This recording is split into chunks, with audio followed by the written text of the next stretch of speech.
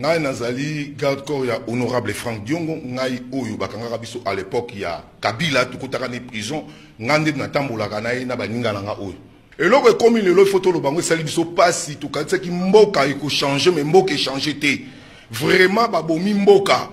to uti matanga ya papa docteur Kabamba oyo azalaki ancien IDPS to komi kuna na matanga bapesi honorable place avant na honorable Franck Diongo avandaki na kiti. Alors, quelques minutes, mon président de la République a pesi genre de fleurs naïe, accueilli. Honorable Franck Diongo a pesi fleurs. Alors, honorable Franck Diongo a silisi accueilli. Tout le monde va ta présidence. Bah, il y a l'interview na président. Président passe l'interview à l'obinga na yebi docteur Kabamba pesi ba détail tout. Et sili, tout jusqu'au toko na mutuka. Chauffeur à côté, ndeko na biso pe moko liboso à côté liboso. Ngai na honorable Franck Diongo a koti muninga na koti nga na koti to fandaki ligne moko na honorable Franck Diongo na siba jipi pe mususu misatu ba koti to bandi ko kende là to bandi ko kende to komi justement côté ya triomphal to e komona ba JR wana oyo ba kangaka biso à l'époque ya Kabila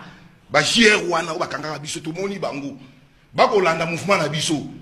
to bando kende to biso honorable to moni ba to ba ko landa biso honorable habité. Dans cinéma, tu vas tourner, tu tourner.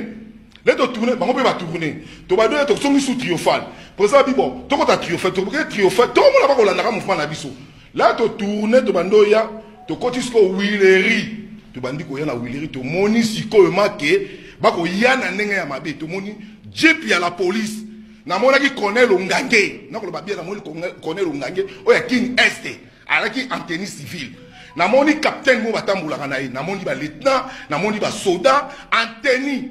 Alors là, tu commis justement côté ya Kabinda, dit par la police c'est où bakangi. Capitaine là a tourné bosso a tie baboko boy. Moi ba tuto les cas exacté. Ba seclin ba mo mutuka. Ba lobi boy.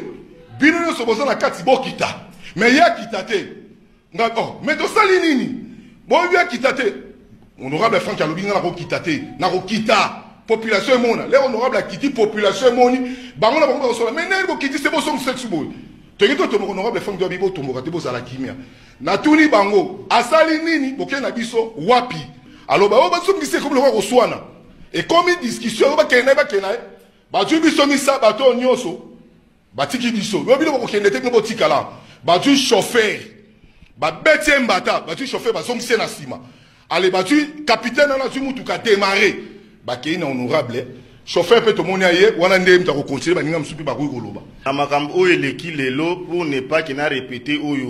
muninga na nga uti koloba na kokozonga ka mwa mukesi mako taliselo ko moko na monaki yango suspect d'abord tango to komaki tango to komi na matanga ezaki na cinquantenaire ezaki matanga ya docteur Kabamba à notre arrivée tango to komi tango honorable Franck Diongo ake kufanda biso bagarde na yepe to luki sika na biso to tele maningi place batu nyonso batele maki mais chose grave batu ya renseignement baye tout autour na biso on n'avait pas compris cette histoire bazoya ko baluka tout autour na biso tout oh biso to yebi bango parce que baza bato basala kana tede to yebi bango bakanga biso déjà bazo le kalika na sima biso ko to mitunu bato yo renseignement ngo bazo sala kana sima mkongo na biso to ndenge nini. Après, Nandenge, président qui a déposé gerbe de fleurs, basali mo interview, tu es kolongwa wana, tango tuzo zonga, tu es comme on a ba même personne wana, ba matina ba moto, bazo landa biso na sima mukongo. Tout signaler, mukonzi na biso honorable Franck Diongo que non, il y a des gens à renseignement, tu es bi bango na kanchachi, bazo landa biso na ba moto. Honorable, est-ce qu'effectivement bazo landa biso to me kana ko changer moi destination. To c'est le ko la to baluki balandi biso. Vers le bito baluka to baluki balandi biso lisusu jusqu'à ce que tango toye ko koma na croisement ya Mushi na Kabamba na sima ya kanga journée place roulage azalaka wana nde toye ko mona plus de 50 personnes ba misusu baza na tenue civile ba misusu bazali na tenue ya la police baye ba cercle biso to ba civil na mato identifier bango ezalaki te babandi ko menacer biso sérieusement biso ko tolobi te mokonzi okokita te tozo bloquer mutuka mokonzi abite ngana ko kita te pona problème n'est-ce que toza un problème na bango so bazo luka ngana ko kita ba omona ngai honorable Franck Diongo ay ko kita bandeko babandi ko menacer honorable ba menacer na biso to tuni bango bozo ke na honorable wapi balobi ordre outil likolo balakisi biso ni mukanda ni document moko zo justifier ke batinda ki bango baya ko honorable balobi ke ordre outil likolo honorable awene ko yebelango kuna après baye ko honorable ba mena biso pe to sali résistance ba menacer biso ko simba biso na banzoto honorable abisi c'est comme ça ba nanga bo bangate oza mabele na ngai na ko bangate botika to kende bukoye ba kesika na zali nde baye ko honorable na chauffeur ba kotina bango na mutu bandi ko beta chauffeur ali baye ko kende na honorable destination inconnue après 1 heure du temps yo mona chauffeur azongi nde chauffeur sko ayi ko yebisa biso moi muki azali nango ye moko akoleka après sa témoignage pour na bo comprendre makambo nini o chauffeur amona ki suite à makambo côté ba kendeki na honorable Frank Diongo et salami exactement à partir ya ba 13h tango tolongwe matanga na ba 12h à partir to kende vers ba 13h parce que tolongwa ki matanga na 50e to ki na siège na biso à parti quand on a constaté qu'on était en train d'être poursuivi c'est alors que honorable habité to kende na siège à partir to ya sikoyo na Gombe ba continuer toujours kolanda biso nde ba ko kanga biso tout juste na sima ya kanga journée na kwazima ya Wileri na Kabinda nde sika pinda baye ba bloquer biso liboso mo eto continuer nzela ezala ki lisusu te plus de 50 personnes